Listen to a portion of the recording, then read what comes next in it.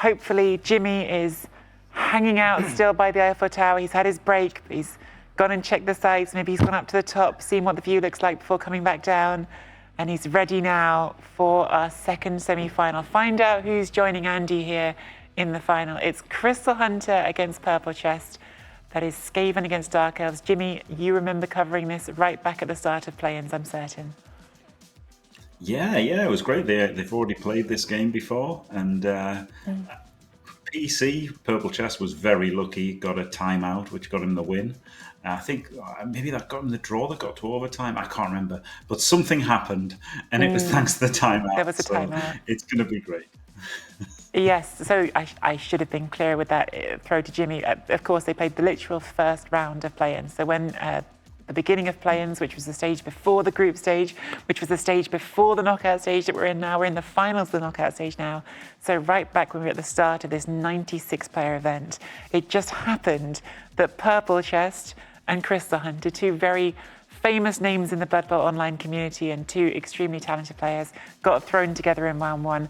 And yes, PurpleChest came out on top, which put Crystal Hunter right away on the edge of elimination because one more loss in his next two play-in games, would have meant Crystal Hunter was out.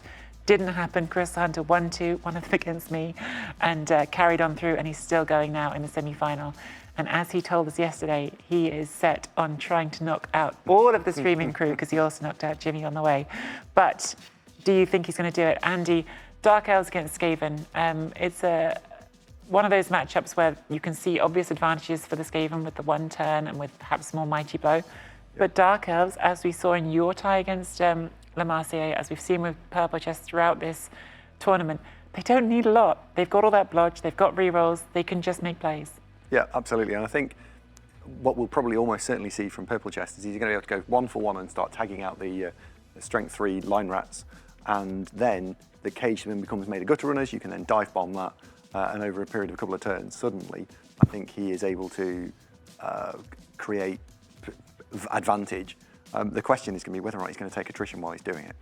Absolutely. Well, let's take a look at their rosters here in just a second because these are the toys they will be playing with. We saw Crystal Hunter on stream yesterday against Olivier Dulac. He was playing in a mirror match, so you had I suppose, different use of these tools than you might get against Dark Elves. He has got a Juggernaut Rat Ogre. He has got a Mighty Blow Blitzer, a Guard Blitzer.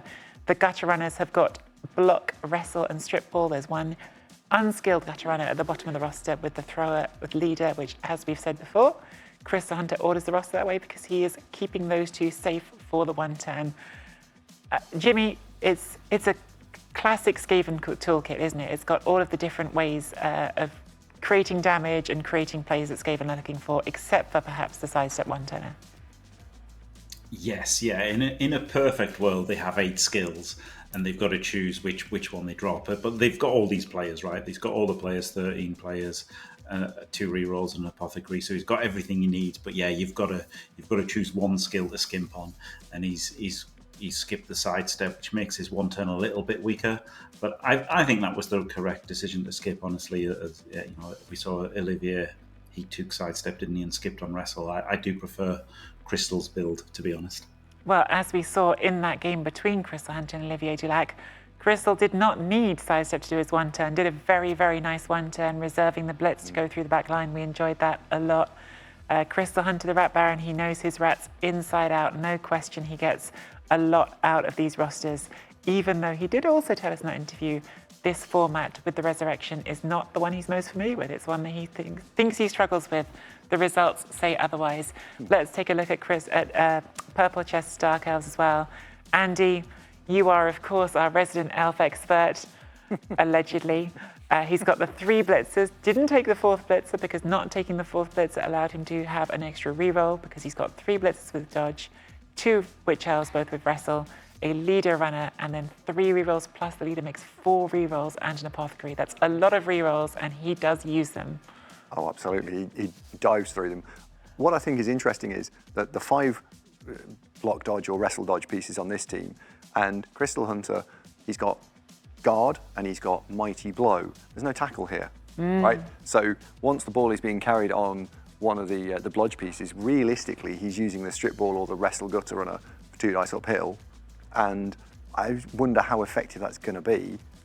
So I don't think this is a. Yeah, I think PC could do this. He's got the tools to do it.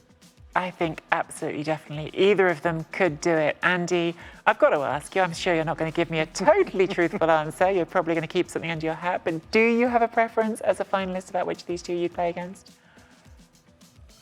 No, I don't have a preference. I think that whichever one I get given, it will present a completely different challenge, right? So the PurpleChest side of things is likely to be very pressurized and quite challenging, whereas the Skaven are more likely to be scoring the one turn, and he'll be quite passive. So I think it'd be very different games. Andy was leaning in at the console there. I just pointed in the direction of the console because I'm understanding they're going to start soon. They obviously aren't right up yet. Jimmy, when you look at this matchup, do you see a favourite, or do you see this as just a very close matchup between two coaches who know their teams very well? It is very close. I do think PurpleChest is the slight favourite because I think Dark Elves are favoured versus Skaven in like normal play. But Skaven do have the trump cards of will a one-turn work? Will they get a bunch of removals with Mighty Blow? So they've got two great avenues to win the game. But I think on the balance of play, I think Dark Elves hold the advantage. It comes down to a few things, this matchup, doesn't it? Jimmy's mentioned the one turn. You've alluded to that, Mighty Blow. The one thing that PurpleChest roster is really missing, Jimmy, when I look at it anyway, is just the depth, isn't it? There's just no bench. So if he does get unlucky, if he starts losing players early, that can complicate life pretty quickly. Yeah, I mean, that's Dark Elves, right? You can't have 12 players and an apothecary. You just can't. So every Dark Elf team is like light somehow, right? So it is what it is. And yeah, that is the advantage that Skaven have. I think the other thing that's fascinating to me in this matchup, Andy, is like we have talked so much yesterday going into the Skaven mirror between Crystal Hunter and Livio Dulac about look at these two coaches, they're so aggressive. And that's because I think all of us have played against them and we have seen them be so aggressive. Oddly, I felt like their matchup was a bit less aggressive than we thought they would be. But on the other hand, PurpleChest in this tournament has been all aggression all the time. Yeah. Do you think he keeps that up here against the Skaven, or do you think this is a matchup where he goes, hang on, need to ease off because it's Skaven? I think you'll see different styles on both defense and offense. On his offensive drive, it'll be much more difficult to be mega aggressive. But on defense, I think you're going to see him just throw everything and the kitchen sink and then most of the cutlery in there as well, right? That's going in. Jimmy, we definitely saw that in some of PurpleChest matchups. I'm thinking once again of the game against the Lizards of Tektor. It felt like every single turn was a cage dive turn. And are Skaven a team you can do that against? Sure, right. They've got strength 2 ball carriers, and that was what PurpleChest saw. He saw the skinks holding the ball and thought, right, 5+ in, no problem. And I guess he'll do the same versus gutter runners. No reason not to, right? Yeah, and I suppose that you could counter that the Skaven can carry on the throw. They have the option to carry on strength 3, but then the plan, I suppose, might become tag that up with a couple of Dark Elves. It's not going to want to dodge, and the next thing you know, it's on that strength 2 ball carrier again. Yeah, exactly. Like the Crystal Hunter does not want to carry on the thrower. I mean, he nearly lost the game versus Olivier, the first one, because he didn't want to carry on the thrower. So yeah, he absolutely does not want it on the thrower, and PurpleChest just loves hitting the ball carrier. I'm getting the word it might be time to refresh the channel. No, still no game just yet. We're hearing things in my ear. I'm hearing things that apparently not yet. They're just teasing us. They're making us wait for this game. But Andy, if you were to single out the key out of the players that the Crystal Hunter's got, I'm looking at that roster and thinking he's got the strip baller. There's no one on the Dark Elves with sure hands. It's a lot of the time going to be uphill because you've got strength 2, but that strip ball, even without strength 3, it can still be pretty dangerous, can't it? Yeah, absolutely. I think the other player that we should cover off is the Rat Ogre, because it's going to be useful all over the place with a prehensile tail. If you can then start placing that on line elves that don't have dodge, that makes PurpleChest not really want to move them so much, and then they're liable to take extra damage the following turn. So I'm really interested to see how he moves round with the Rat Ogre. And we finally do have it. Let's head on into the game. They were just keeping us waiting a little bit, building the drama. But it looks like we are in game, and it looks like it will be Skaven on defense first, which means offense first for the Dark Elves. We know, I don't need to ask Jimmy in general which he prefers out of those two, but we did talk about this with the Skaven mirror, didn't we, Jimmy? Skaven of all teams, knowing how good their one turn is, definitely don't hate going defense first, do they? No, yeah, it's the one team that I would pretty much always kick against because, yeah, the one turn is critical. It's so critical, and you want more turns to remove the Rat Ogre and the Sidestepper if they've got one, and just gut runs in general. But the flip side of that is, I suppose, has to be for PurpleChest. This is game one of the series, and your first job in game one, as we've talked about over and over again, is convert your drive, finish your offense, and this means at least the PurpleChest is going to do that offense with a full 11 players.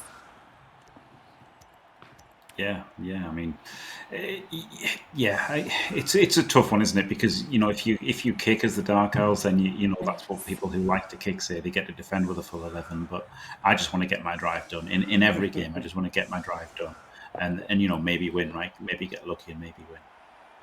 And what are you expecting, Andy, in terms of the approach to this drive? I feel like we've been watching a lot of, we've certainly been watching a lot of your games this weekend, because there's been a lot of your games this weekend, but your games have had a certain shape to them because you've also been playing against teams that are very unlike Skaven. They aren't fast teams, so you kind of have to have that fight in the middle of the pitch to start off with, both of you really focusing on trying to get the blocks, trying to get removals, seeing if you can make a difference that way.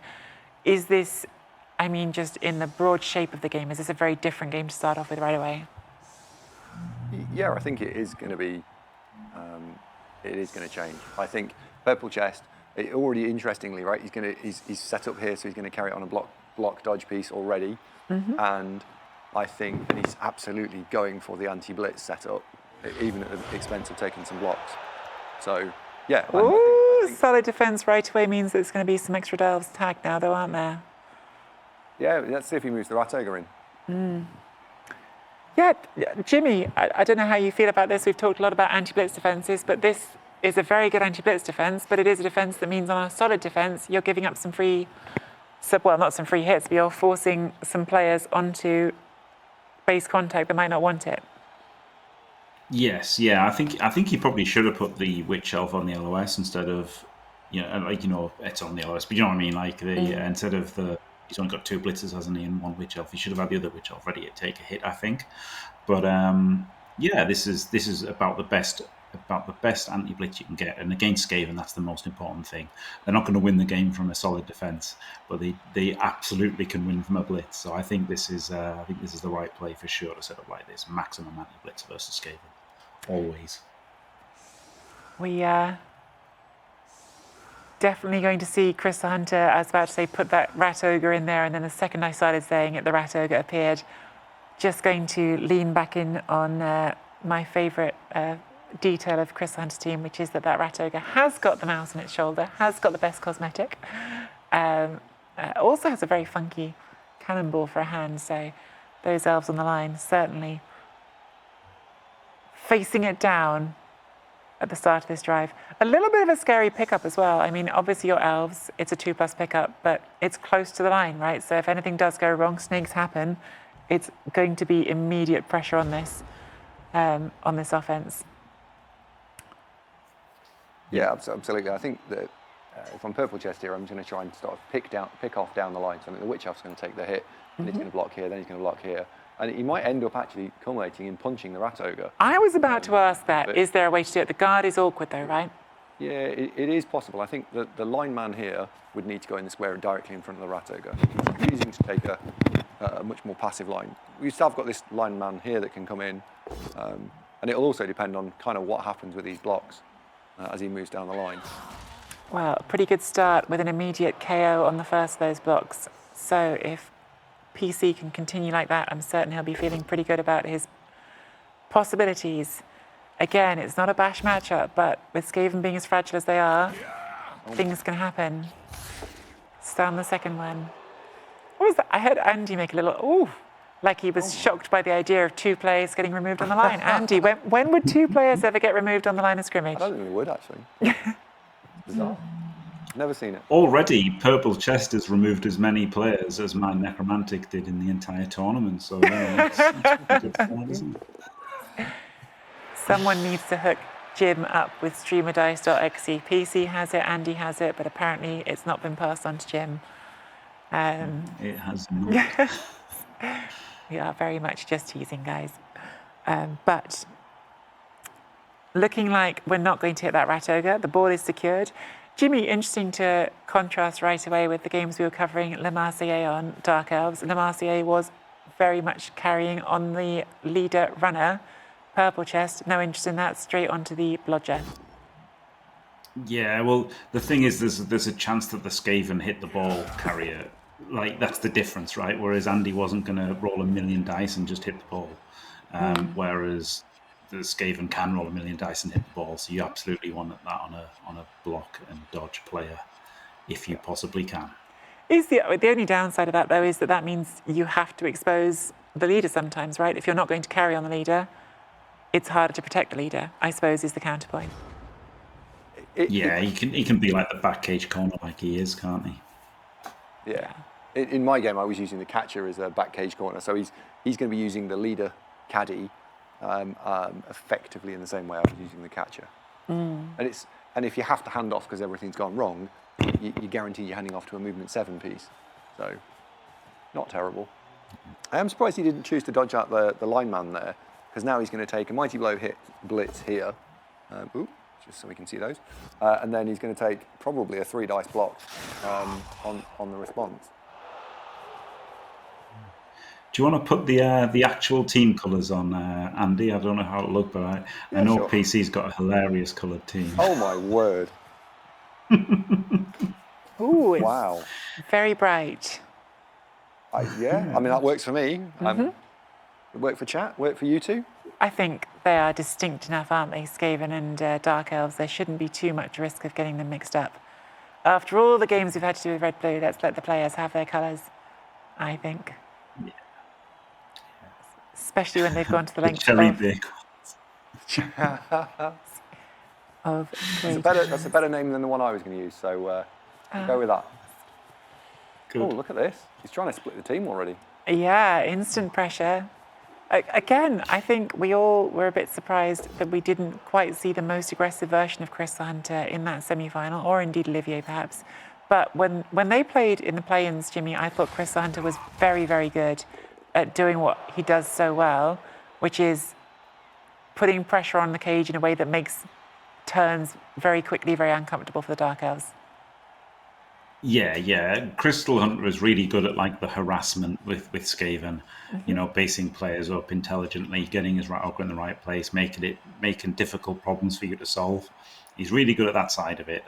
What got him into trouble actually was his offense, which got him into trouble against Olivier as well, didn't it? Actually, with that handoff that he did. So, and the turn ordering. So that might be the weak points for him. But defensively, nightmare for PurpleChest, absolutely. But that's also a reason why I guess the Skaven are especially happy to do defence first, because they're hoping that with the Mighty Blow advantage, maybe in the second half, and the numbers advantage, because they do start with they start with 12 or 13? 12. 13. Well, you say 13, but I can see... No, you're right. There are 2 on the bench, aren't there? I could just look at the thing. And so, yes, a chance in the second half, Andy, that they're going to be playing that offence against fewer than 11, and that might make it a bit less anxious than it was in some of those offensive drives, as Jimmy was saying yesterday. I'm surprised that he didn't choose to take the Witch Elf to do that. So the Blitzer, I think, was one of these 2 squares here. 1, 2, 3, 4, 5. And he could have had 4 dice on the Gutter Runner rather than just 2. I mean, 2 dicing things. Honestly, PC, he's a dodger, not a fighter. When he plays his Dark Elves, he's not actually about maximising blocks as much as I would like to, and you would like to, and more conservative Dark Elf coaches amongst us would like to. PC just thinks, Dark Elves are here to dodge, and he dodges quite freely, doesn't really mind about making hits. He just thinks that hitting things doesn't win games for Dark Elves, and dodging does. So there you go. Dodge and rush at times as well. certainly seen some pretty spicy rushes at times from PurpleChest in this tournament. He's left ever so slight connection between a player on the edge and the cage, and I don't see it immediately. I'm sure that this. I'm glad he's dodging this. Rolling some ones. That one's going down. Andy, you have control of the mouse. If there's a place you want to show us, then do show us. 'Cause So this the one that connection fell here, over. he's fell over because if he'd have filled these two squares in, then you maybe start being able to chain push things out of the way and do something. I hadn't quite seen it yet, but yeah, Is it it's not. impossible to do something with that gutter runner at the bottom? We've got the rat ogre there. Maybe it is impossible. It's certainly possible to push the ball carrier out of the cage. I just don't think you could. That would be using the blitz. I don't think you could push it easily onto something. Yeah. Because you've got the wrong angle with the rat ogre. You need to go all the way around. Yeah. Let's see what he. I'm curious to see what he does here. There's several different lines of play that you could take. So let's see whether he does he want to take something where he's going to try and ram the rat ogre into the cage and then try and support it, or is he going to try more of a sort of a slow sniping version? I think he's definitely just going to take the hits. He's got 2 free hits here. He's going to take those, see what happens. Take them and see if you get lucky. I think what's fun with Skaven, especially in contrast to the Bashir matchups we've had so far, is there's always options, isn't there? Because you've always got mobile players, you've always got the choice to go off script, I guess, and then you've got a very different kind of player in that rat ogre when you just want to be. He's going for the ball. Oh my goodness! This is a rat ogre blitzing around the corner by the looks of things. 1, 2, 3, 4, 5. And you're going to push him in here. You need to, if he fills in this square, I think that's the wrong square, Chunter. Wow, Andy has seen something right away. Let's see if he's right. I think he's filled in the wrong square.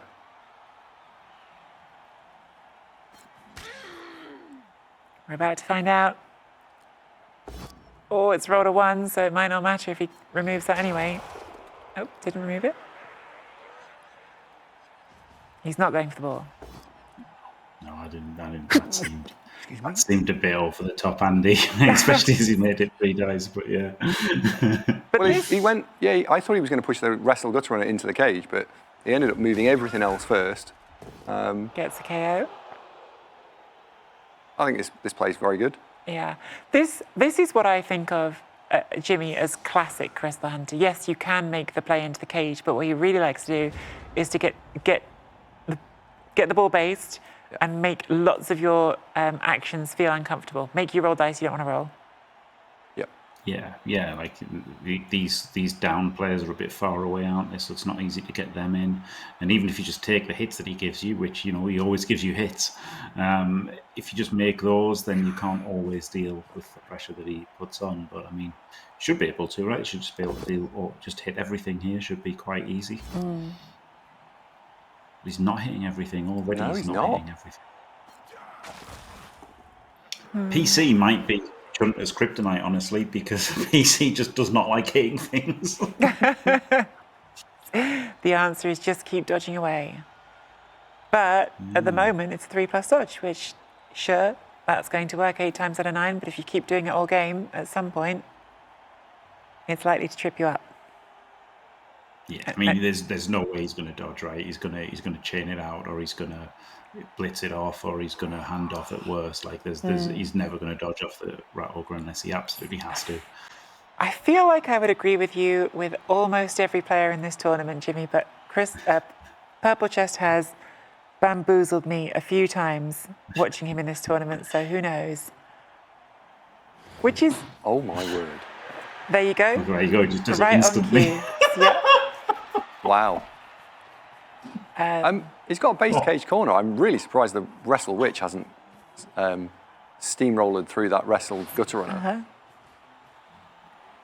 That was immediate thumbing his nose at Jimmy Fantastic's opinion there.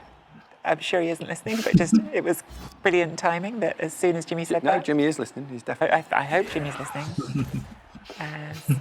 Most importantly, Jimmy's watching. And so what he has done here, PurpleChest, is he's left the rat ogre something else to hit this turn, so it's... Where is that witch going?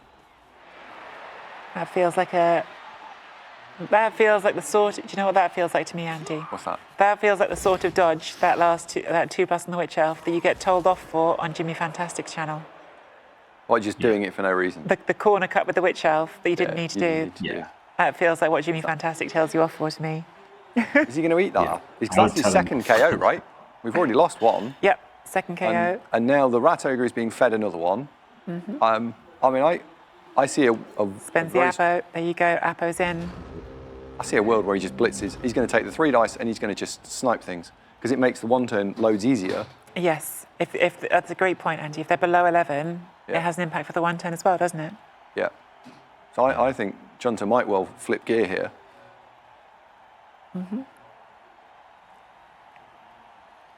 Yeah, funnily enough, Chunter isn't anywhere near as kind of crazy as PurpleChest is. PC, PC is just like dive the ball every single turn.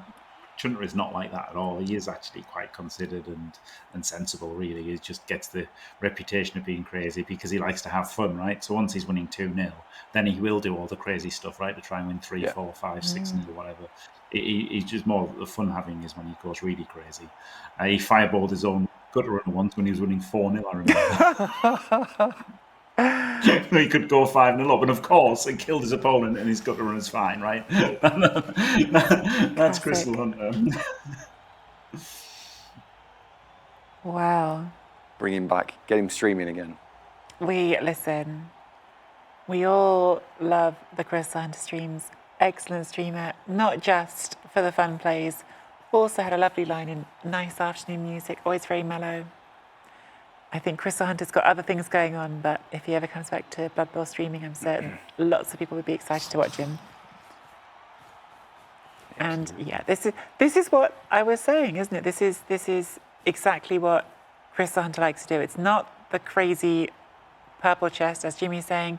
It's not the crazy hit the ball every turn. It's just constantly base your cage, constantly make you roll dice. And I think part of it with Crystal Hunter, when you talk to him, is he almost wants to make it into like a mental game. It's trying to wear you down. By making you make a decision every single turn, he thinks eventually you'll make a bad decision. Yeah. And I think that's also like an underrated part of this is it's about just making you tired of having to make these decisions every turn until you make a bad one. Where is the blitz going to be? It's on the Rat Ogre too. I guess he's hoping to get a power and free up the Rat Ogre so he can put it on the cage again, which he does get. Yeah. And another armor break. That Rat Ogre is doing work. And now is it coming to the back of the cage and sitting on the leader, or is it going, no, it's going forward? Yeah. You don't want to lose it behind the play. Yeah, you don't want to put it in here. I think if he'd rolled a power first time, I think he was going to plan on putting it there. Oh, interesting. Yeah, that would be nice too, wouldn't it? But I suppose after that last turn, maybe he also doesn't want it to get easily based, because we saw that he had to then not use his blitz onto the cage because he didn't want it to get based. Yeah. I wonder if... Oh, I know what I would do here, right? Jim, you probably do the same. You're looking at these going, oh, there's 4 things I can hit. Right.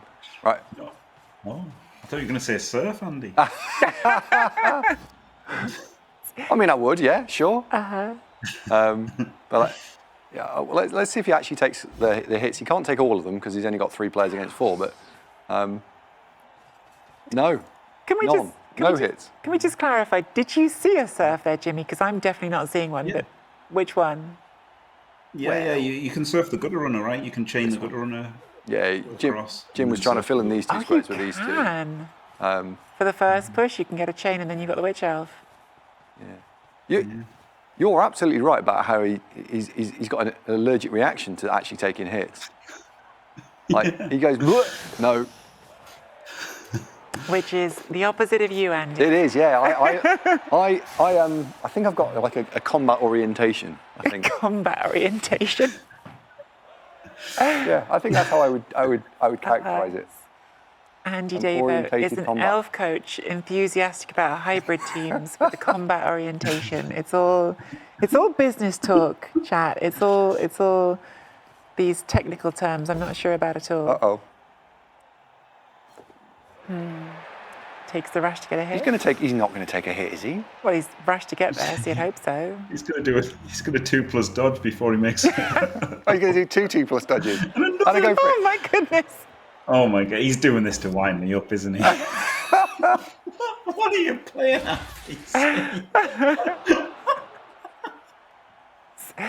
See, I was there talking about how Chris Hunt tries to wear down the opponent, but PurpleChest is just trying to wear down Jimmy, just specifically. He's going after Jimmy, trying to make him suffer a little bit.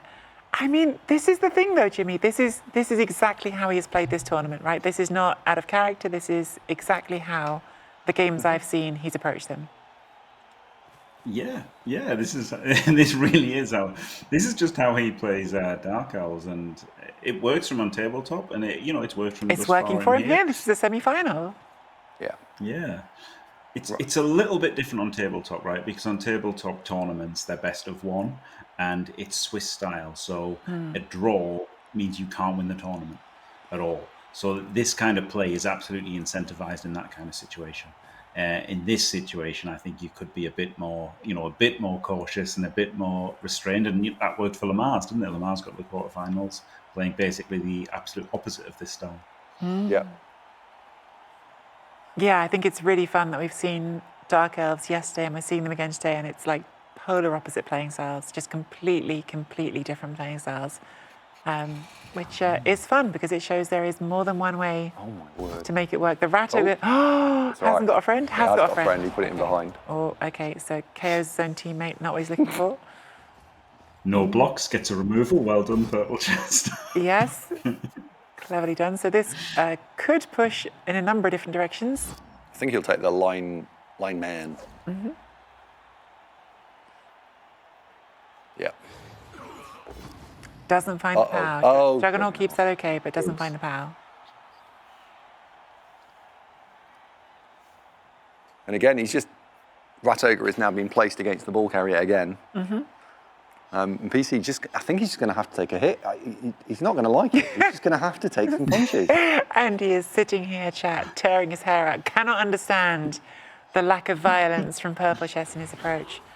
But I mean, we've also seen PurpleChest was not afraid to roll that 3+ dodge before, and I'm sure Chris Hunt is thinking, okay, I'll keep you rolling those 3+ dodges because they aren't guaranteed. On the other hand, as Jimmy said, I mean, PurpleChest got the removal without even having to do anything. So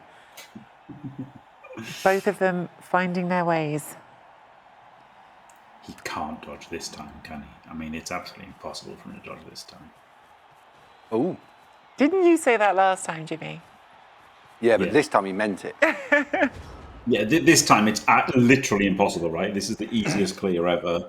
That you don't have to dodge. Like, there's no way on earth you can dodge. Like, you just cannot dodge this. Are we witch elfing into here? Hitting Rat Ogres is witch good, elfing right? into here, clear this out of the way, and then hoof it.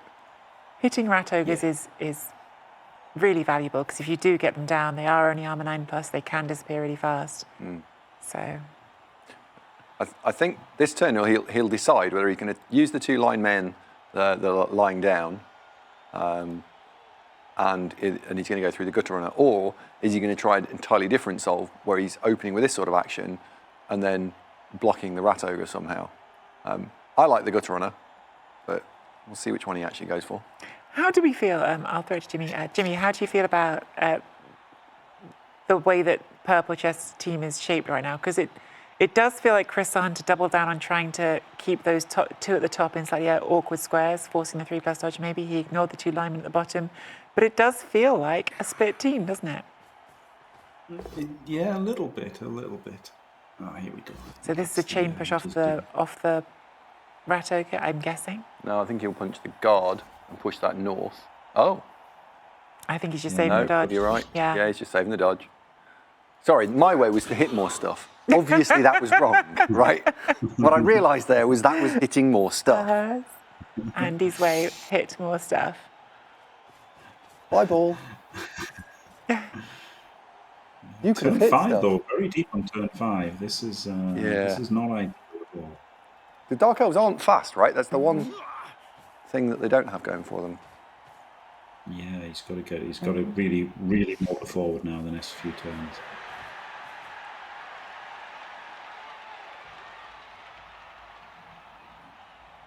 I mean, it's still a good number of turns, really, isn't it? You've got 3 more turns, movement 7.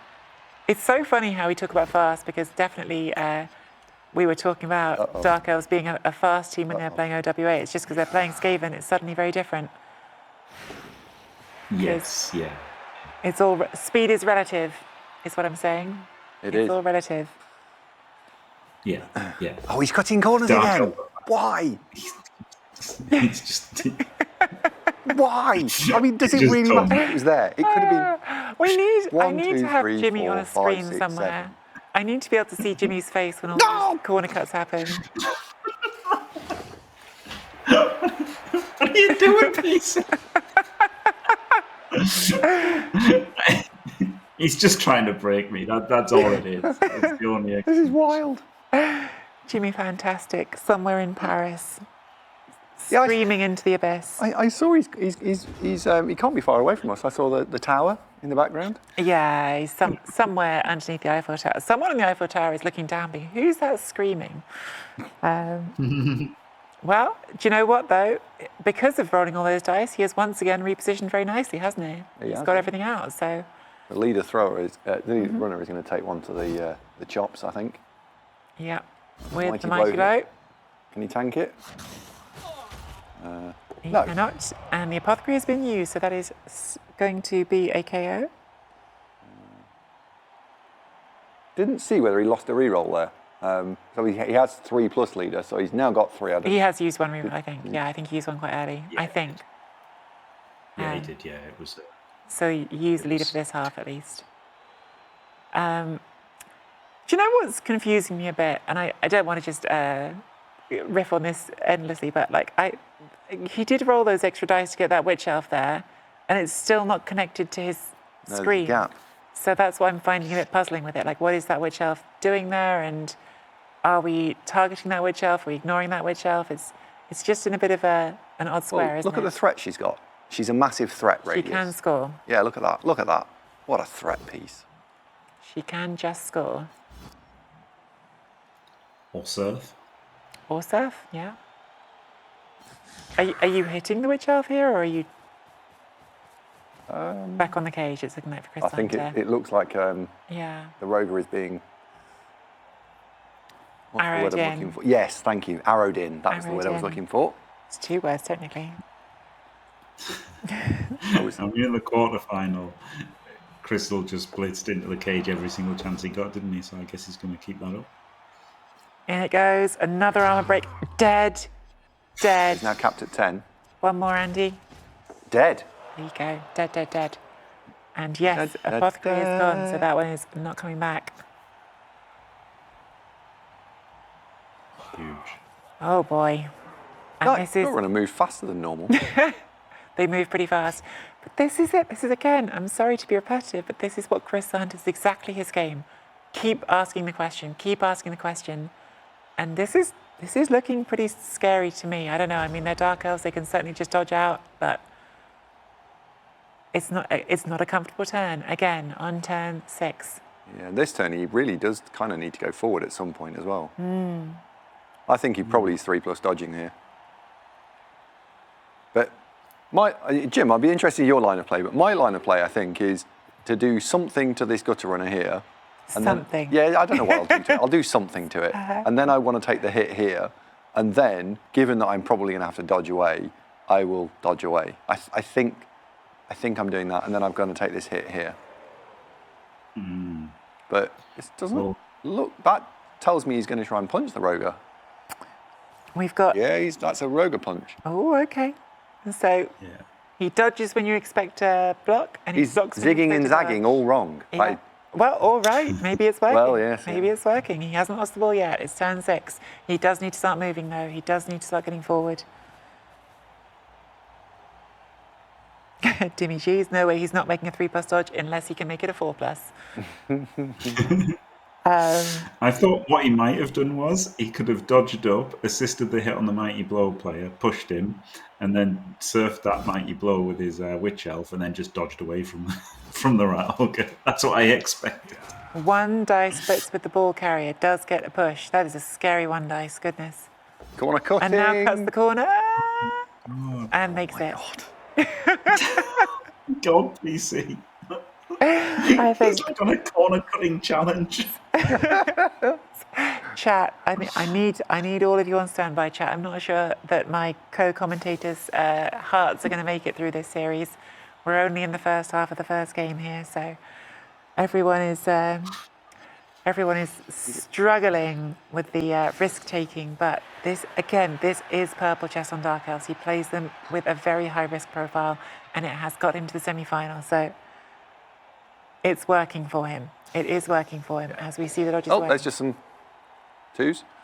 Yeah, like each individual dodge is unlikely to fail, isn't it? That's the thing, you know. And rushes, they're all unlikely to fail in a vacuum. So, you know, this is the thing. These kind of things, they're not very likely to be punished.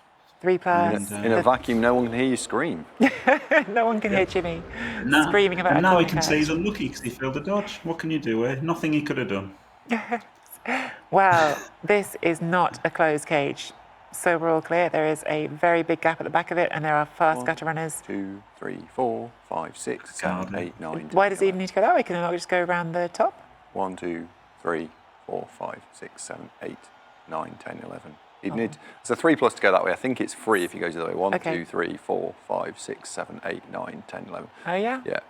And you can And if get he puts in an this assist in. gutter runner here, he can Yeah. make this 1 dice. You So, can bring guard into assist as well. So yeah, you can 1, get 2, an 3, easy 1 dice, 6, maybe even 2 dice with 9. triple on. In fact, you can make this. Yeah, you can just make this 2 dice. Fill in Yeah. both of those squares. The blodge gutter runner goes in here. The guard goes in here, and then you yang him from there. And it's turn 6, so maybe this is the turn to do it. Yeah. Yeah. Jim, you Not the got blodge, a though, different play? like the normal. I would just put. I mean, if I was Chunter, I would dodge off the dodge gutter runner, like just the rookie gutter runner, put him in for the assist, and then bring over the lineman to cancel those 2, and then you've got the blodge player to pick it up afterwards. Yeah, to recover with. Nice. Yeah, I see that. The guard is going. It looks like this is the play. Can you see the play, guys? Crystal Hunter's catchphrase. Would you consider this as a 1 dice, or you definitely want to make it 2? I think you want the recovery. But the nice thing, that's the reason, the nice thing about doing it on 1 dice is you get a spare gutter runner afterwards. Whereas if you do it on 2 dice, it's just safer. Yeah. What's your reroll? I think there's so many players left that you have to do it on 2. Do it on a 2. But apparently he's not going to. Well, where he's put the guard, I thought the guard would have gone in this square because this gutter runner is already touching these 2, right? Put the guard in here, the block dodge guy in here, and then the strip baller comes in from here. Like, you definitely still can do it on 2 from here if you choose to, but Yeah. it is more commitment. No, he's doing it on 1 dice. The strip baller is going around, it's going fast, it's making the rush, it's failing the last rush. Reroll, goes in, gets the skull, second reroll, gets the push, but Crystal Hunter is out of rerolls.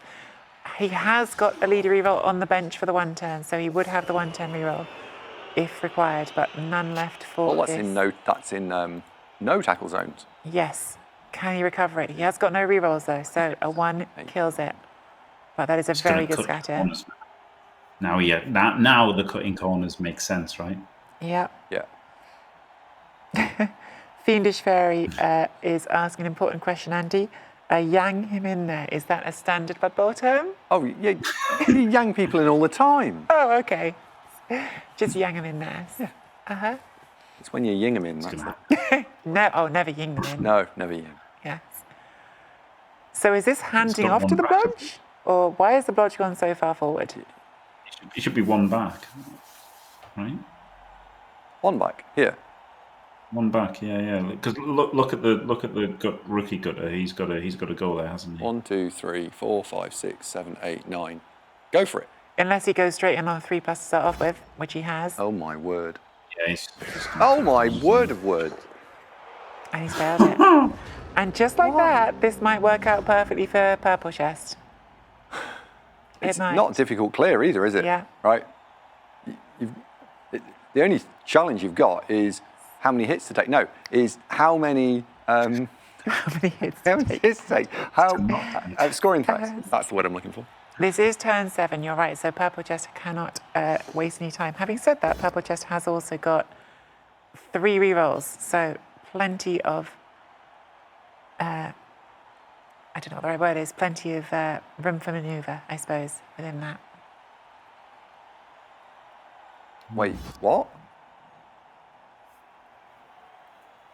Pushing the Because he's witch got elf the forward. that one. Because he's going to use this blodge dude to... Maybe? Yeah, I guess so.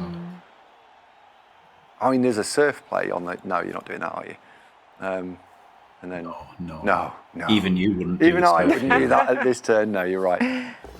You turned down some surfs earlier. Did I? There was I did not. Yeah. I never. there was shock. This is live, you know. Shock and I get horror ruined. in the chat at the callous way in which you disappointed everyone's surfing hopes. I thought he was going to follow, and then I thought he was going to jump up with a witch elf. I just thought that's the sort of thing that was going to happen in this game. But apparently not. The blodging, the remaining blodge blitzer that hasn't moved yet seems a little bit stuck. Does a bit, doesn't it? And we're not using the jump up. We have got a scoring threat. So I think he's going to take the line man down here. 1, 2, 3, 4, 5, 6. Yeah, hand it off. And you hand off and screen in the same action. Yeah. But this blitzer's going to have to make runners it. don't care. They'll go around anyway. Yeah. The blitzer's going to have to make this. Yeah. 4-2's no problem, is it? Some rerolls, but makes it, with 2 rerolls still in hand. And that is this 4 reroll build, right? It is so much given it for failing dice. Another go for it? 3-2. Or is he going to protect the front end? Because it's free to come this way. He's 3+ off the rat ogre. Yeah, he's already done that. Yeah. This one protects around here. And he double go for it for a... The other one can double go for it, can he? Yeah. I mean, there's no way of making this very, very safe, is there? Because a gutter runner can always go through on 3s through the tackle zone on the left. Yeah, true. Yeah, you can get through here. So it doesn't matter how many tackle zones you leave, it's how many tackle zones you went. Yeah. But I mean, also just the left-hand side, Andy. The left, you can just... You could just go through there, right? Yeah. It would be an uphill, but you could, with a gutter runner, try that. He's out of rerolls. PC's out of No, he's not out of rerolls. PC's got one. Yeah. The reroll advantage is what's made the difference here because, Crystal Hunter had to spend his. But Crystal Hunter has got one on the bench. Keep saying that for the one turn. He has got the leader. So. Look at the damage down here, right? Yeah. This is not nothing. Yeah, the KO roll is going to be big, I think, here. And this is a rare matchup, isn't it, Jimmy? In that actually you could see, unlike in all the other games we're watching, you could see a choice by Skaven in the second half to go for a win even if they're behind. You could, yeah. Less likely after the rat ogre just killed his own player. It does become less likely. That rat ogre has been very, very... well, it's removed a lot of PurpleChest players as well, to be fair. I think it's removed in both directions, but he's on a bloodthirsty day, that rat ogre. 1, 2, 3, 4, 5, 6, 7. What are you doing here? Are you just going... I'm a little tempted just to try the uphill with the gutter on the left, but it is 3, 3, 2, and then an uphill. 2, 3, 2, and then an uphill. Oh, yeah, go that way, yeah. Go this way. But he's got this lineman in the way, so I don't know. Yeah, if you'd put the lineman maybe in, get it out of the way, right, and then you could have gone this way. But no, he's going the Iron Man way, route. I thought, yeah. Well, dodge is looking like no problem, but the hit is more of a problem. Oh dear. Wow. Oops. Oh, that's an Apo, surely. The man with the cleaver, he's back. Yeah. Oh, boy. Medical staff? Yeah, the medical staff have been deployed. Okay, I'm going to ask a question here, Andy. Yeah. I think Crystal Hunter will be feeling hard done by at this point. I think he'll be feeling like he got the sack. If he'd just not rolled those bad dodges when he did, he'd have the ball. He would have stopped it, and now he's going to concede. And is that almost part of what PurpleChest is doing here with all this aggression? Like, if he gets ahead of you on making all those dice rolls, it can throw opponents off, right? It can make your opponents start to get frustrated, but the elves just keep getting away with it. I think that absolutely can happen. The way I approach it is to try, and it certainly happened against Limassol, I decided to try and think through all the times that it had worked out for me, and I was trying to take the balance of probability. Did I do enough good stuff? And if no, then that's a problem. But did I give myself win chances? And if the answer is yes, I'm fine with that. And I felt as though I did, so I was okay with it. But you're right. Is it something you have to guard against? You have to think, yeah. Oh, that's so unfair. You need to not have those mindsets. Does PC know what turn it is? Oh no. No. Because Hang on, this is the most aggressive we've seen from him. Like, I'm expecting. right? He's not going to press enter. He's not. He's not. No, here we go. He's just taking a block. He's got a reroll. He can take a block. That's okay. It was a block with block, and he's got a reroll. I mean, he should not have done that, in my opinion. I lost in the Moore Cup because I quad scored when I made a block before I scored, and this is just a lineman, right? If he was going to blitz the blitzer and then hit the gut run on 3 dice, that makes sense, I think. But just hitting the lineman. Do you think it's because the apothecary's gone now? Like, he was doing it because the Skaven, any other damage might be substantial? I think so, but then why wasn't he making like 20 more blocks that half? Yeah. So it's weird to make that. It's weird to make that change at that point, right? Just before you score, like the literal most critical thing you can possibly do, and then he just whacks in a few random blocks. Yeah. Odd play from PC. So I think we had exactly equal KOs on both sides. Both of them made 1, failed 1. That leaves the Dark Elves on 9 players.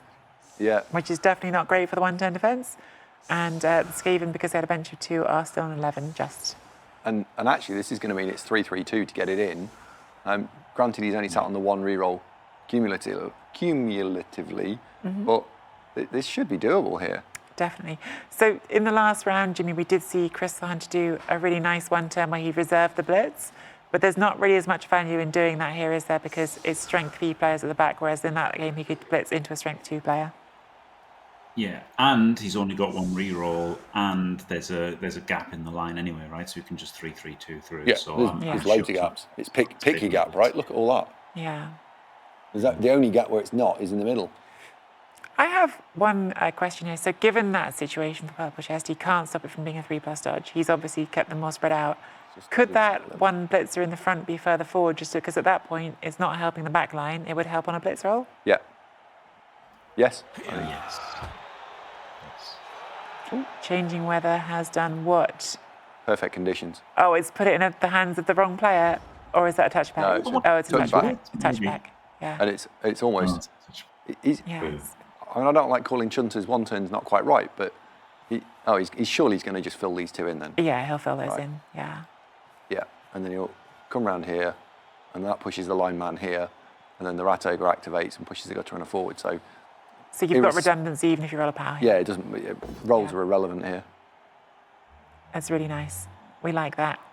When coaches make it so that they can roll a power on the first block, that really increases the chances, because a 2 dice block looking for a push is the same as rolling for a 5+. It's about 55%. If you can avoid that, it's a big difference to your 1-turn chance. See, I said I didn't know maths, but I know that one.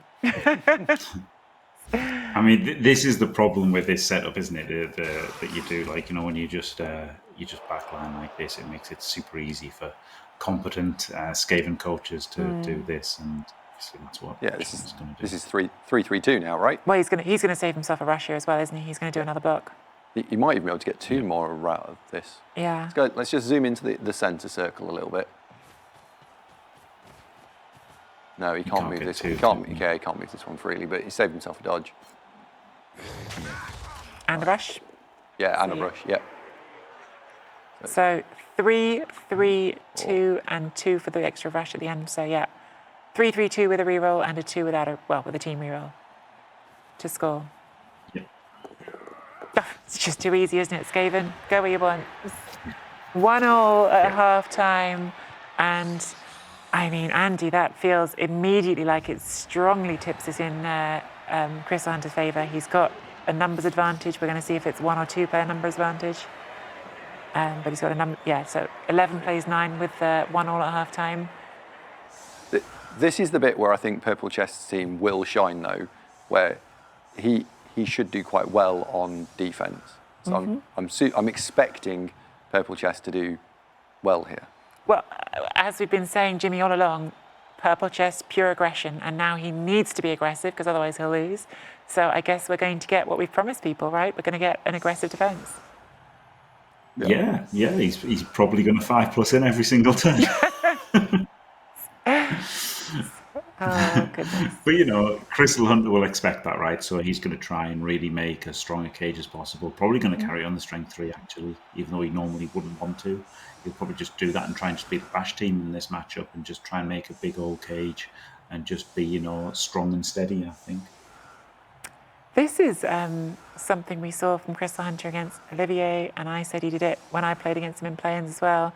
I think we're going to see this Rat Ogre not committed on the line and maybe not even blitzing this turn because he just likes against elves and against other fast teams to keep that Rat Ogre somewhere active in the middle, even on his offense, which is, it's a strategy he'd mentioned to me at some point. So I think it's definitely a very deliberate choice to keep that there. Olivier Dulac in chat, who Crystal Hunter knocked out in the last round. The other side of that Skaven mirror, my one-turn star. So Olivier definitely still cheering for the Skaven. If it's not going to be his Skaven, he's going to cheer for the other Skaven. Voice mainly only audible to elephants. Mrs. Fairs, I love it when Jim is knackered and his voice is mainly only audible to elephants. It gets deeper and deeper. Do elephants only hear deep noises? I didn't know that. I like the idea of it. I feel like I'm getting a lot of education today. Yeah, we talked about. Yes, Andy was teaching me about electricity at breakfast. Yeah. And convection. And convection, yes, radiation and convection. I was relearning my GCSE science at breakfast. It's remarkable, actually, Andy, that you do seem to have quite solid grasp of science, and yet Wait, what? And yet then you make choices around radiation of hot drinks, for example, and Oh, great, we're going there again. well, how could we not? Oh, blitz! Oh, it's gone the wrong Quickly, side. we need to ask Jimmy right away. Jimmy, good blitz defense. If it had gone that side, no. Yeah, decent. Yeah. Yeah, not the best, decent, but yeah, it's one off, isn't it? He's not got the strong blitz defense the other side, but luckily it's come the side where he does have strong blitz defense, so absolutely fine. I wonder if he's going to So there's 2 lines here. You could go for the gutter runner here, or you could try and go to try and limit the amount of incoming damage. You can block this guy and then just stick a couple of others in. And this almost says he's going for the gutter runner, but let's see which one he actually takes. He might just be putting everything in base to base. I'm half expecting him to end this by just dodging through all the tackle zones and putting it under the ball because the dodge fear. That wouldn't surprise me. The dodge fear Wouldn't is surprise me. non-existent. Wait, yeah. Oh, goes for Well, you 1 say that. dice. He is. Yeah. Now, these things don't have dodge. Yeah, well, they do, but they don't get to use it because it is a blitz turn. Ooh, that's a surf gutter run if you're not careful. But yeah, has got a player under the ball. A cap, wow. It's next to strip ball, so it's not the best place for it to be, but my goodness. Aggressive, aggressive, aggressive, again, as we called it from PurpleChest. Incredible. Yeah. I mean, you have to say this, I feel like watching PurpleChest playing these games, PurpleChest is having fun. He's playing a way that he's enjoying playing, and there's a lot to be said for that. It is a board game. How many So there's a lot to be said for playing in a way you enjoy. And as Dimmy says, for us, it's entertainment. Swamp Hermit, God PC is ROWDY. What's that mean? Are you? I haven't got a chat board near me, so I can't read it. Someone get Andy Davo a dictionary to work out the word ROWDY. Rowdy. Oh, rowdy. Right, sorry. Andy. Do you know, as soon as I said it, I was like, uh-oh, have I just read out something rude? No science. No. Can't spell. Is what we're getting from chat. Oh, dearie me. Here I am, chat, stuck between Andy struggling with the word rowdy, and according to chat, also I have the Barry White of Blood Bowl with me, apparently, is what Jim's been described as now, so... That's definitely PurpleChest, isn't it? Oh, goodness. Well, what's the play here, Andy? Strip ball is obviously there to take the ball. You've got to be a bit tempted by trying to surf that witch elf, don't you? Me? No, I'm a changed person. I never surf things now. You can do everything. You can get the ball back and you can surf the witch elf, really. But it's really greedy, isn't it? But you could do it. Yeah. Meet greed with greed. Oh, Oh, double skull. Reroll already. Full pow. Doesn't need the strip ball. That's very nice for Chris 1, Hunter 2, because that 3, means he 4. can do the pickup without having to worry about blitzing that player again. So now the surf is much more on, I think. Surely he doesn't want to take the surf. It's Does a he? good piece to get off the pitch. Yeah, I suppose. Oh my goodness. I would have wanted to we take can't it do by it now. blocking with. It's Well, you safe. can, but it's a lot harder. So is he? He's going to have to use the thrower to run around here and do the blitz here, I think, because you can't leave the ball on the Okay, floor. no, hear me out, Andy. Go on. Dodge the gutter runner at the top, back a square, then move it back in next to the leader and the witch elf, and then you can blitz at the top. Oh wow, that's a level of greed that I don't No think downside. even I'm ready for. No downsides whatsoever to that play. I reckon that's what he's going to do. He's not. Just pick it up on a 3 and then go on the cage. And I mean, you could do that. You could go in there. But the problem is if you want to do the surf. Oh, no, you don't have to tag those ones at the top because the witch elf is tagged. Okay, yeah, you could do it. Yeah. If you do a 3+ Yeah, pickup, you've you got can do an it. assist already. Yeah. It's not off the table. It's completely unhinged, but it's not off the table. Oh, we're not doing it. We're hitting the other witch elf.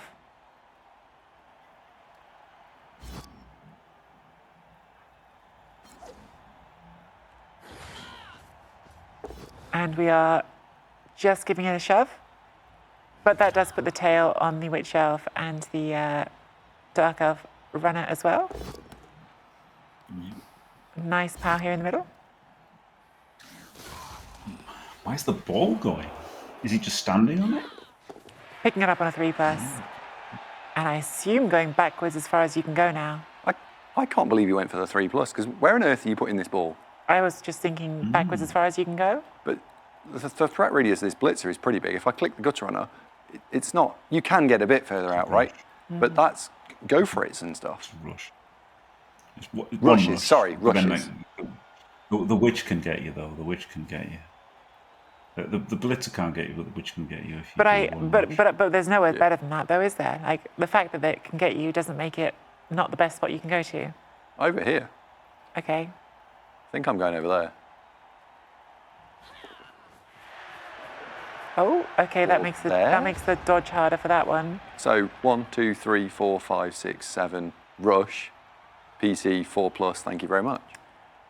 So I suppose the counterpoint here is yes, PVC can sack that, and then it gets sacked again with strip ball.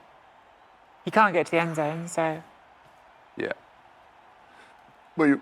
We'll also see what type of play he's going to take, because whatever you're doing, you've got to move this witch elf, otherwise she just gets obliterated. So let's see if he takes the aggressive line. or Andy, hear me out. What? Surf the rat ogre. Wait, what? It's on a witch elf. Uh, If you bring enough players back, make a nice little T shape for it, start pushing it sideways.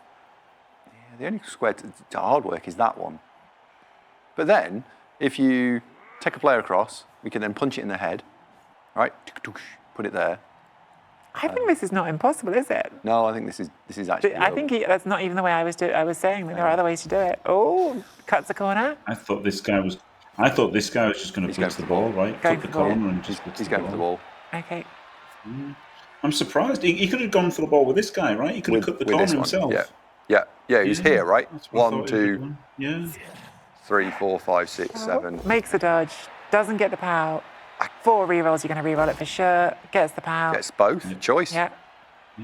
Might as well take the power because it gets you save the dodge. And then he's going to push the witch elf through on a 3. Yeah.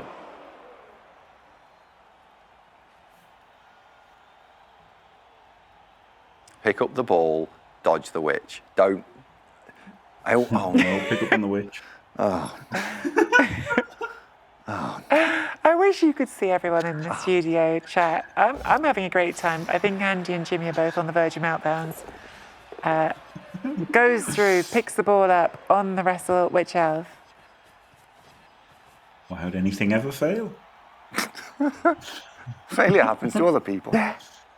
Swamp Hermit in chat. Hope there aren't any safe moves first.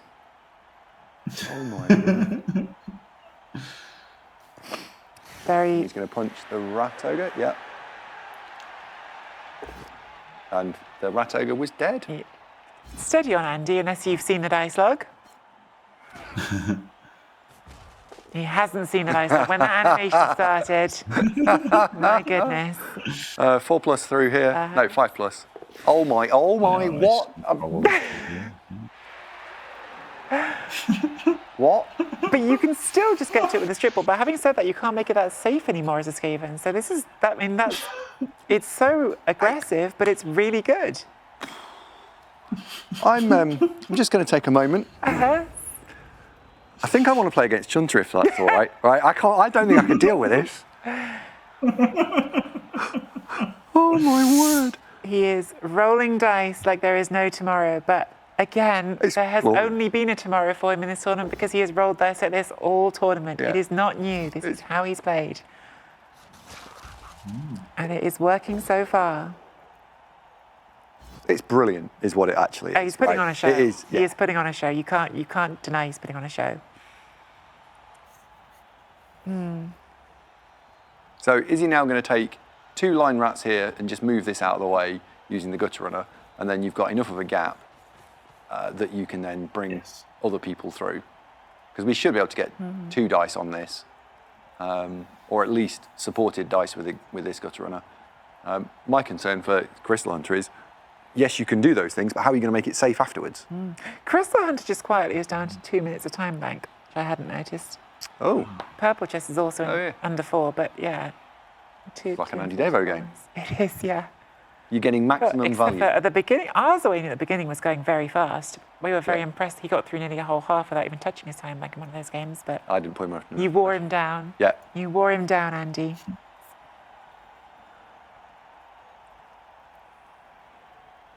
I feel like Crystal Hunter is considering doing a 1 dice here so he can have more dice later, and I'm not sure I like it because of that 1 in 9s. Yeah, I don't think he needs to. I think I would put the extra player in. Because also knocking the blodge piece over in itself has a lot of value. Yeah. No, he's going for that. Yeah.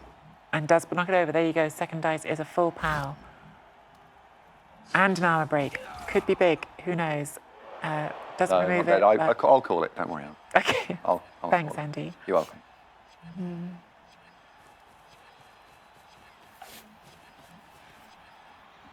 Does he 1 dice or 2 dice this? Wrestle Gutter comes round to provide the second assist, and then 2 dice is it, I think. Oh. Well, so it's a 2 dice strip attempt. Yeah. It's only 1 slight problem. I Which thought is it would be, you never know. got a diagonal open here. 2 dice just to push, but that's good enough for strip ball. But now you have to get it, pick it up in a tackle zone and get it away. So lots still to do. Yeah. Not the scatter Crystal Hunter wanted. That is very good scatter for PC. Yeah, that's not gone the right way, has it? Look, I mean, that's 1, 2, 3, 4, 5, 6, 7 squares for the wrestle. 1, 2, 3, 4, 5 squares for the out of 7 for the out of 6. Sorry, for the this. Don't forget as well that Crystal Hunter had to spend a reroll on double skull right away, so he is down to 2 rerolls for this half. So all of this is especially stressful for Crystal. And he is eating that time bank up. I think he's trying to work out what his best case scenario is here, how to get it somewhere that it's at least a little bit hard to hit, which is the struggle. So we're going to do the 3+ dodge, aren't we? Yeah, the wrestler's got to come straight. Boy, that is a scary 3+ dodge to start things off. But it's the only, Rushes? but it's the only way to do it to get it a bit safer, isn't it? So goes for it, makes the dodges, makes the pickup in a tackle zone, and now has to come backwards. 1 rush. Yeah. No, but no, even that isn't great, but yeah, he's got to do it. Ooh, I thought it was going to be inside one. If he insides, there's no screen at all. It's Yeah, the you're problem. right. Yeah, you're right. Oh my gosh, yeah. Wow. 1, 2, 3, 4, 5, 6, 7. Ugh. Crystal Hunter now under a minute of time bank. So What have we got up here? a long way to go here. At least there is no overtime for anyone who's new here. I try to do regular reminders. just This do that. is game 1 of an up to 3 game series. A draw is possible here. So a draw is a result that can stand. There would be no overtime. But if either coach can get the win, they will have a big advantage, because if you can get a win in game 1, then you only need a draw in game 2 and you are through. So absolutely. All results on the table, but both coaches would love to get a win to start off the series and put all the pressure on their opponent.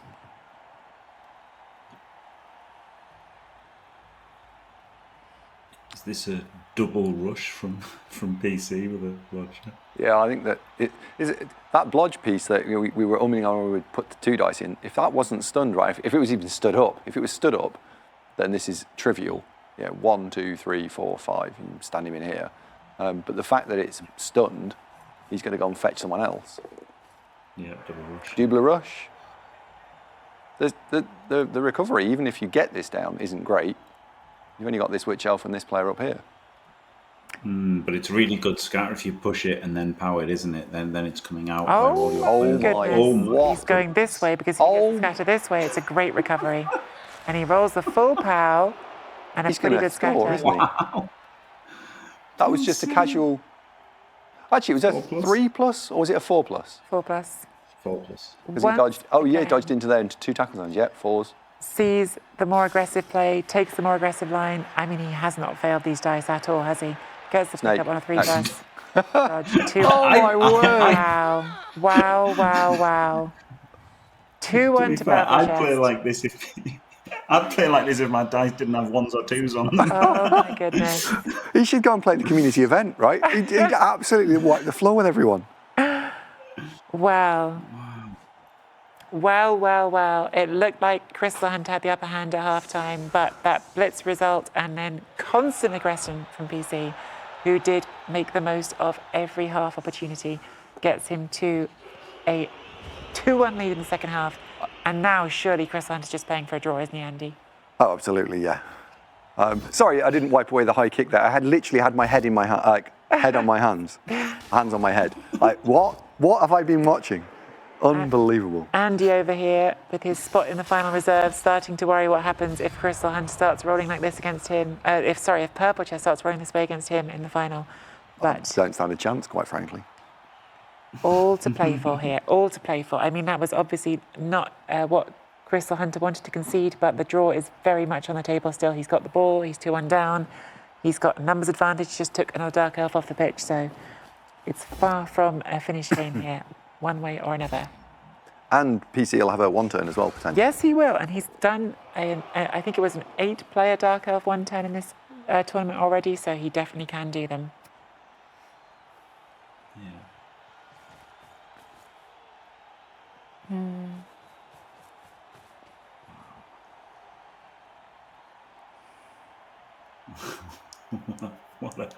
What a few turns. Unbelievable. Wow. So, Jim, are you bunkering down now, do you think, as a Skaven, giving you player advantage? Yeah. That's what I wanted to do before the blitz happened. So yeah, bunker down and get the 2-2.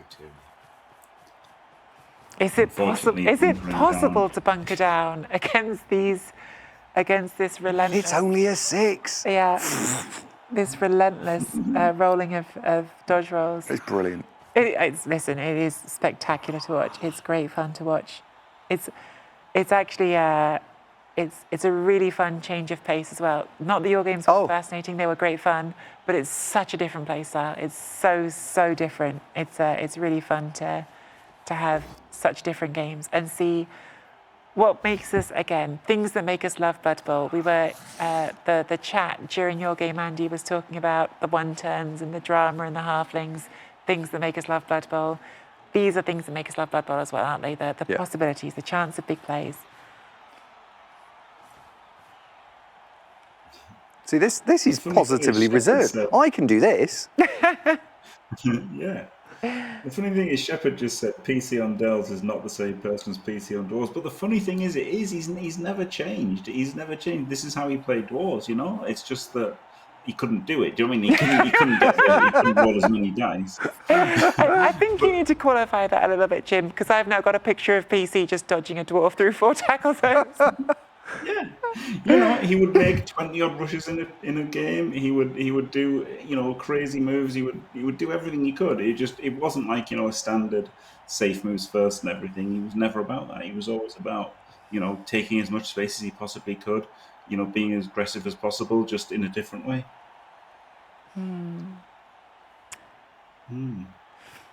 Pat Knez, love how he throws the leader out as bait. I believe the leader reroll has been used now, so a lot Yeah. less fussed about it.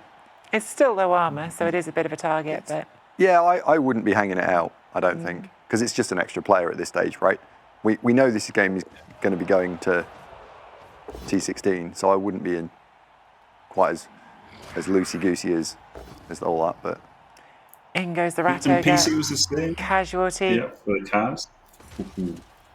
So from PC Crystal... was the same as that with his Troll Slayer, though, right? He gives you the Troll Slayer to punch every turn, even though it's AV9 plus. Like he does do the same thing. He just dangles out these weaker, like, you know, low AV players as bait. He just does it with everything.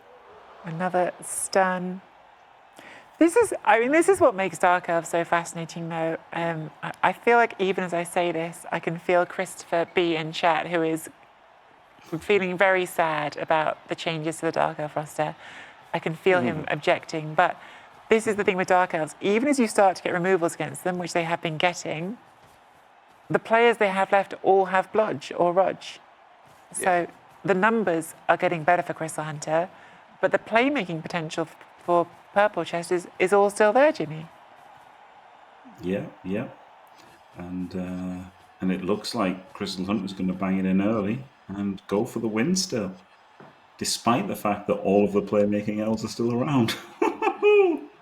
This Spicy. is spicy as. If Crystal Hunter really does plan to bang this in, that'll be great fun to watch what happens next. That's a rookie mistake, he's left a 5+.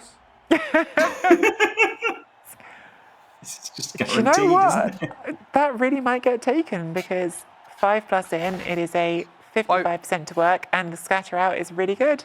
Yeah, and if he makes it, he wins the tie. Yeah. Also, yes, the Crystal Hunter time bank, we have talked about it. He's actually managed not to use much in the last couple of turns, but he is down to He's doing 49 seconds. He is. You're Yeah, dead of course right, he is. Andy. You're dead right. Yeah. There's never any doubt. Cut Yep. the corner on the way. All I mean, aggression, one all more the in time. here just to shut this down. Is there something in the gap between the Ratogre? No. Oh, so it's going to have to end up going there. So it's going to go here not and then so good. and then there. So we just need to tag all this. So it's 1 dice, 1 dice. So maybe the Blodge Blitzer, just pop it in. So with the wrestle, Can you dodge a player? Can you move it across, and please? with the wrestle, you're looking leader. I thought maybe that leader. 4 outcomes on the blocking dice. So this is effectively a 5+, 4+. Here we go. Don't roll a 1. Dodge skill fails. Crystal Hunter somewhere thinking, thank Philip that he finally fails a dodge, because the dodges have been on point up to now. He's going to do it again, though. Well, Crystal Hunter can score though. Could score this. I think Crystal's scored. Yeah, Do you think Junter's going to go for the win here? I think It so. feels that way, but we'll find out. I feel like that's why he put the ball there, right? 2+ handoff to score. Well, Or we've he been could there chain already. the- We have been there, 2+ handoff for Crystal Hunter before. He could chain the ball forward, right? That's Yeah. the more sensible way of doing it. So I guess it's a handoff way. Ways. We will see. I mean, again, Crystal Hunter, by comparison to his opponent, has been positively reserved so far in this game. It looks like a bowl box, doesn't it? Yeah. Ratogre going first. Good thing you've got Juggernaut, my goodness. Imagine rolling trip skulls there. Yeah. So, definitely scoring, right? Yeah, I think now you definitely have to, don't you? I think it was already planned. How many but... elves we lost? We've lost 4 elves, so we're playing this off Maybe. 7. Well, Maybe yeah. just could have 2, still- right? Oh, I do not like that. Although, I suppose burn 2 ones, maybe it would have been a handoff snake, but yeah, wow. I'm We're surprised not this scoring, is okay, not scoring. no score. Wrong. So therefore, this is playing for the draw. But therefore, Crystal Hunter's coming in again. Hang on. Coming in We have again. a witch elf that's got jump up. Yep. No one free to foul it that I can see. Can we do anything with a witch elf? Do you think it's possible that he was planning to score and then changed his mind after rolling the double skull and losing a reroll? Maybe. He just fouled with his gun. Gutter run afoul. Oh my goodness. Gutter run afoul. 1, 2, 3, 4, 5, 6, 7. That gets the front of the cage all touched out. Dodge. Stand that there. That's touching out the back of the cage. 5+ in. Hello. I mean, this feels like now Crystal Hunter definitely won't play for the win, right? You don't try to score later than that. So now it is going to be, can PurpleChest in 4 turns get this sack? Yeah. Fails a dodge. Puts the team Go. reroll. Oh, Yeah. sorry, puts the team reroll in. So he's going for it again. Yeah. And then he's using this blitzer. If he gets the ball, he's using this blitzer as the recovery. What a crazy game. I mean, you make half of these, right? Yeah. Allegedly. Doesn't make More this than one. half. Armor break, stun. Oh dear. It's oversimplifying to say make half though, Andy, because it is only a 50-50 to the knockdown each time on the blocking dice. So Yeah, sorry, 50-50 to get in. yeah. It's another 50-50 to make it happen.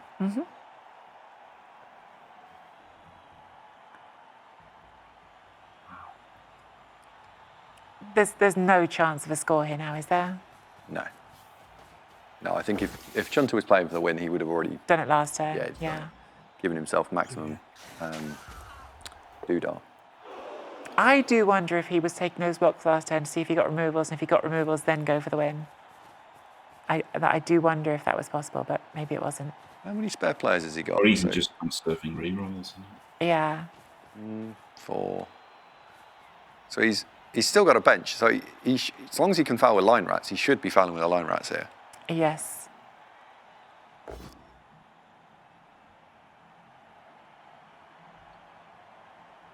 And he's pushing this one away by the looks of things. So he's setting up for the foul on the other witch elf that's not stunned. And the witch elves are the biggest threat, aren't they? Because they've got the wrestle, which obviously is, well, I suppose you don't need wrestle. They haven't got block on the ball carrier, but they get 2 goes every time they go in, and they can push it out of the cage. So Yeah. it's definitely the witch elves that are the biggest threat here. Wow, look at this. Double screening. Chunter had enough of all this diving nonsense. Rat ogre foul? No foul. Punch, I think. Yeah. Oh, just taking the block. Okay, so that witch elf is going to be free. So 1, 2, jump. I'm in. Oh my god. It's only a 3-up Wow, jump. Come wow, on, it's not even that bad. I've just added a 3. Why not? Well, it isn't the 1 dice at the moment. It's the problem. You have to Yeah, cancel those it'd be and then into Yeah. 3 dice uphill because there's no touching going on at all. So I don't like it. Yeah, it's got some work to do. I think even PC might turn that one down. I'm exploring the plays that I can see on the table. I have stopped suggesting what I think I might do. Because I think I'd have a turn where I regroup here. PC also regrouping. Gunner23 says, if a tie means winner of game 2 moves on, there's not much incentive to play for a tie, is there? Since tie or lose, it will be win or go home for that coach. No, because if you tie here, you can tie again in game 2. It gives you a bit more buffer in game 2. Yeah. Where if you tie this game, then you can tie the next one. If you lose this game, you have to win the next one. That's cutting corners for you. And down to the last reroll. But 4 rerolls on Dark Elves is so nice, isn't it? Like, just the amount of greed you can do is very different with that 4th reroll. So, Yeah. very, very strong. The only thing is, PurpleChest throwing those rerolls in, we've been saying he can do a 1-turn. So if you spend the rerolls now, you're making it harder for yourself. Although I will say the 1-turn he did, which was a tough 1-turn, he didn't spend a single reroll. So maybe he just knows it's all right. A bit like you with your... Oh there my goes the word, last he's one. put them all in. Yeah, he's not holding rerolls. There you go, there's an answer. Wow. Stand this Is guy. this to tempt Chunter in? No, he can't. Because Crystal Hunter would have to score a defensive 1-turn, so... Yeah, no, I Yeah. then realised the turn. Yeah. What? It's funny because if it would have been made sense, kind of. I think he's just trying to put pressure on, isn't he, and make Crystal Hunter roll some dice. What? No. Why? I think giving me a heart attack is probably a better reason than trying to put Chunter under pressure. Honestly. Oh my goodness.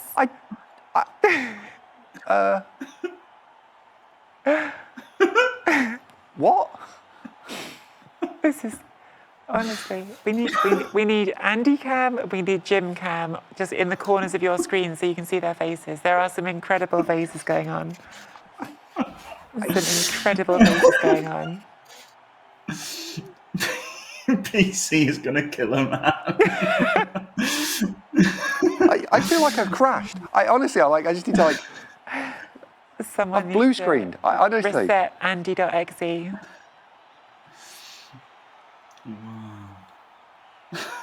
What? It just. But look, Crystal Hunter has hard choices to make here, right? Because he knows that on turn 15, there will be another sack attempt. He knows that. So he needs to do as much as he can. Uh-oh. He can just block everything. Pretty. She's still here, Well, but she will not but be. she will not be sacking making a next sack attempt. So that is one witch elf out of the picture. Pretty. He had the line rat ready to foul. He's got plenty of people to cage and block away. It seems I think fine. he's going to foul the other one now. Bryden, the loser of this game has a 3rd or 4th game tomorrow. So there is another game for whoever plays, whoever loses as well as whoever wins. And it's not a meaningless game, the 3rd or 4th game. The 3rd or 4th game would net the winner a bonus €400. So very much worth winning that 3rd or 4th game.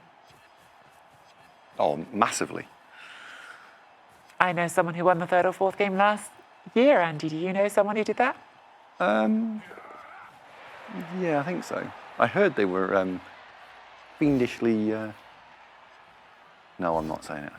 I can't. I don't want to know where Andy's mind is going. No, never mind. Just fiendish, exactly. Yeah, I think they were fiendish. That's what Yeah. they were fiendish. It's fair to say. Johnson's done a good job here, right? The sack attempt. I don't like having to come in here because then it goes down here and it's not got much recovery. Has he got anything else around here? Yeah. No. But it looks like he's just going to dive in and see what happens. I mean, that has been the plan. And then, turns in a row. Aha! So witch elf 3+5+? Yes, Yeah. into 2 uphill. Yeah. Don't mention that bit. Don't mention that bit. Well, all comes down to this chat. Will it be a draw in game 1 or will it be a, oh, we're doing these dodges first to make it to go into a 1 dice? Fails it. Well, there you go. Crystal Hunter, unless he does something very crazy here, will get his touchdown and make it 2-2, which is not the end of the game. There is a 1-turn chance for PurpleChest, and also worth reminding ourselves, as we talked about at the beginning, the first time these two played in the play-ins, PurpleChest got a timeout. So also a thing that can happen. Yeah. Maximising chance of removing elves with a 3 dice on Mighty Blow, does nothing at all, and scores. Yeah. Well, chat. that. I think we're all currently in a state of shock, but it's not quite over yet. There is still at least one turn left. I don't think if he can do this with 7, I'll be incredibly impressed. Yeah, 7 players is a very, very difficult one turn for Dark Elves. They have got the frenzy, haven't they, Andy? I'd say impossible. I think you can set up for the timeout. You can set up for the quick snap. Yeah, quick snap. Yeah, set up for the quick snap. Yeah. You're not going to get it without that. Mm-hmm. Alter Ego says, do wounds get reset between game 1 and game 2? Yes. At the start of every game, you have your predefined roster. Resurrection format. Yep. Hanky Panky, the new team was announced before the start of this stream. Andy, what was it? It was Chaos Dwarves with an incredibly cool trailer. Look at that. Andy was paying attention. Thanks. I was? Well done, What? Andy. Uh-huh. Is he going to do this? Is he? Yeah. Hang on. Quick snap. Yeah. Yeah, quick snap. Thought he was going to put a witch elf here and he was going to push this and then push it back again, but You can't do that. Like, it's just not going to work. You've just got to go for the quick snap. So you want a riot or a quick snap? Or a riot snap? Timeout nowadays. It's only been 5 years, Andy. How many years is it going to take you to turn Blitz into charge in your head? I don't think it's ever going to happen. Oh, no, it's not going to happen. No, they're still. Do quite well with rushes now. Actually, I'm surprised.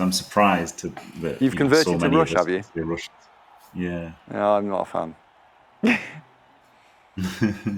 And he's going to be in I just keep going for it. in the old people's home, insisting on going for it. Look at me and my new wheels. Rushing around. Well, Whoa. this is it.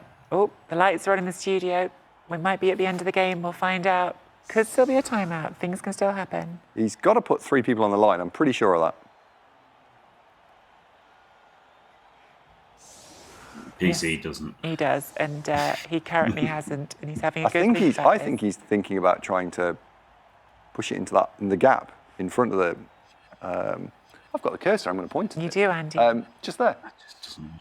I think he's. Yeah, but I don't think it works. He You're really, right. I he just really don't think it needs to works. put someone on the line, which he still hasn't done, and I think he's The doing game will it without force you to thinking put someone on about a line in a sec. Yes. Oh no, it won't. It's burning through your time bank. Yeah. And then if you run out of time bank, it then forces someone on the line. Of course, Jimmy, you were talking earlier today about people's playing setups and how you don't know what people's playing setups are. PurpleChest, we know, is away from home at the moment. He's in Vienna, and who knows what his setup for this looks like. So it's all going to feel a bit unfamiliar, which does make a difference, doesn't it? No, he took away the quick snap. And he got blitzed anyway. All right. Oh, there's a blitz anyway. There you go. So thinking this is done now.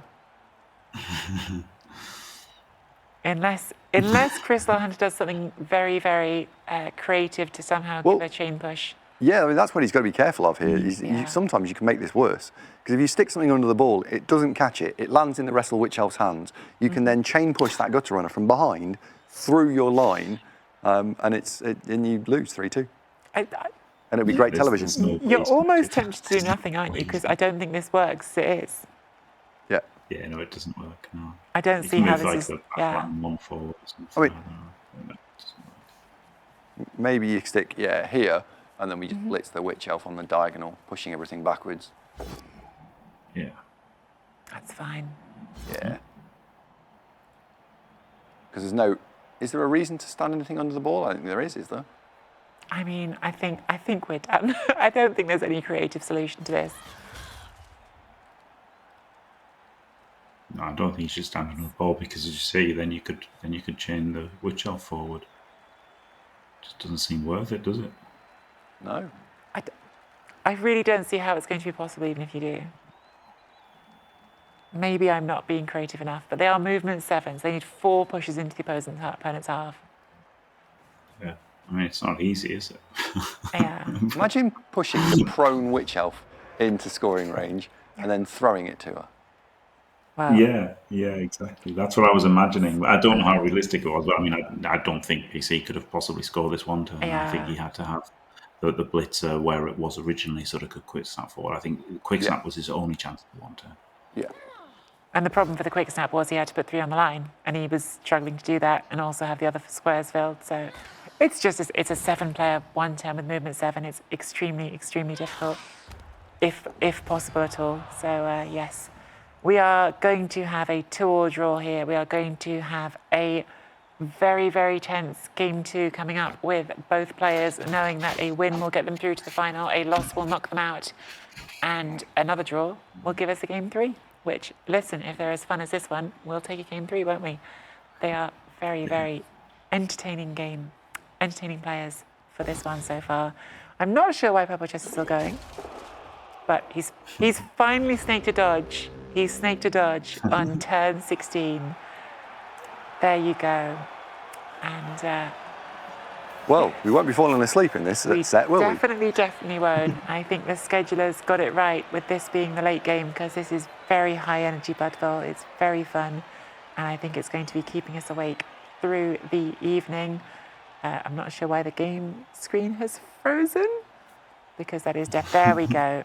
Both coaches having a little shout, and maybe the real coaches are having a shout. Andy, tell us the truth. Yeah. When your game's finished in the games against Arzawayne, Yeah. what did you do between the games?